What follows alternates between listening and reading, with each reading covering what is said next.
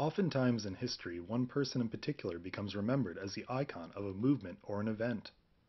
For example, most people think of George Washington first when they think of the American Revolution, or Rosa Parks or Martin Luther King when they think of the mid-20th century civil rights movement.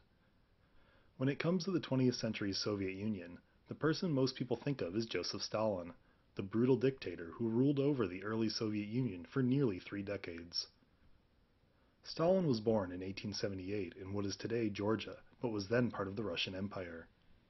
Though originally a student at the local seminary for the Georgian Orthodox Church, Stalin was expelled in 1899 and soon after became active in the Marxist underground in Russia.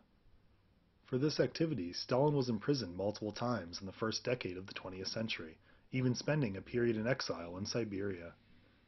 Undeterred by this experience, Stalin continued to rise through the ranks of the fledgling Bolshevik Party, becoming a key figure in the Russian government after the October 1917 Bolshevik Revolution. Stalin was a key aide to Vladimir Lenin, the leader of the Bolshevik Party. When the Soviet Union was instituted in 1922, Stalin was installed as Secretary General to the Central Committee of the Communist Party. After Lenin's death in 1924, Soviet and Communist leadership was in limbo. Through complex and often backroom political maneuvering, Stalin won out against his rivals within the party by 1928, many of whom he soon imprisoned and/or exiled. Soon after assuming full control of the Soviet government, Stalin set out to build Russia into an economic and industrial giant. He considered Russia 50 years behind the rest of the world in terms of industry and technology, and he resolved to close this gap through a forced and rapid modernization process. However, in order to force such a wholesale transformation of the economy, Stalin needed total control of the Soviet economy. Fortunately, the Marxist principles Stalin's Communist Party expounded called for precisely the command economy Stalin needed. Under Stalin, the Soviet government assumed control of what few industrial complexes it didn't already own, but the most violent upheaval to the Soviet economy was Stalin's forced collectivization of agriculture. At the time of Stalin's rise to power, the Soviet Union was still a predominantly farming-based society. In order to create a labor pool for Russian industry and have direct control over the Soviet food supply, Stalin seized ownership of millions of farms. Those farmers who resisted were forced into exile or summarily executed. This brutal treatment was not restricted to uncooperative farmers. Stalin maintained a firm grip on power through terrorizing millions of Soviets and even Communist Party members.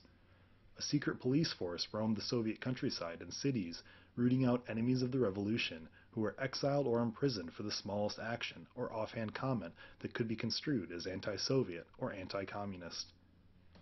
In the late 1930s, for example, Stalin instituted the Great Purge, which he claimed was to rid the Communist Party of subversive and foreign agents, but in reality targeted thousands of Stalin's political enemies and rivals.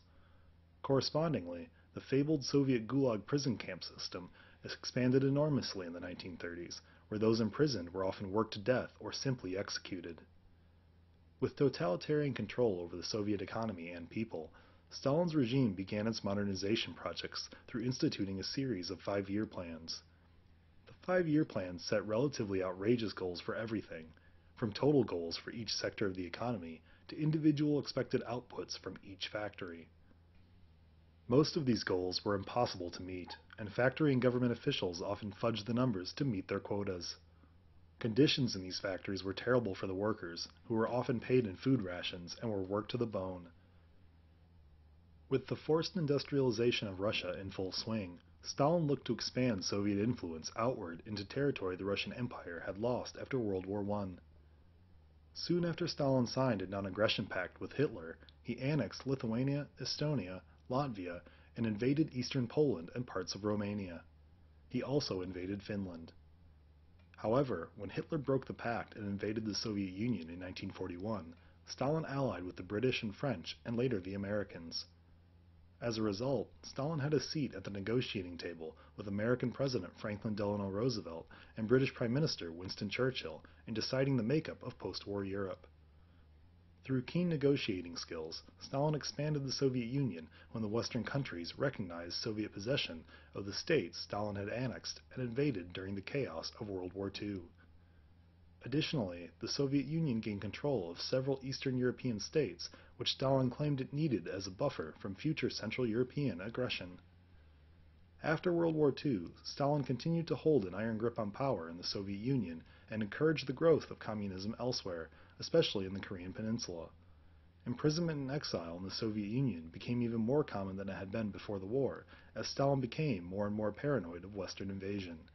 He died in 1953, 74 years old. Stalin's totalitarian control of the Soviet Union was so severe that directly after his death, the Communist Party dismantled several institutions and the cult of personality Stalin had built, a period of Soviet history historians now call de-Stalinization. Stalin's brutal rule achieved through force what many communists had wanted, a centrally controlled command economy. Unfortunately, the ruthless tactics required to force through such a radical change in the Soviet economy lent itself to similarly vicious treatment of dissenters and Stalin's political enemies, both real and imagined. Indeed, the regime of Joseph Stalin in the Soviet Union marks one of the most brutal periods of Russian history.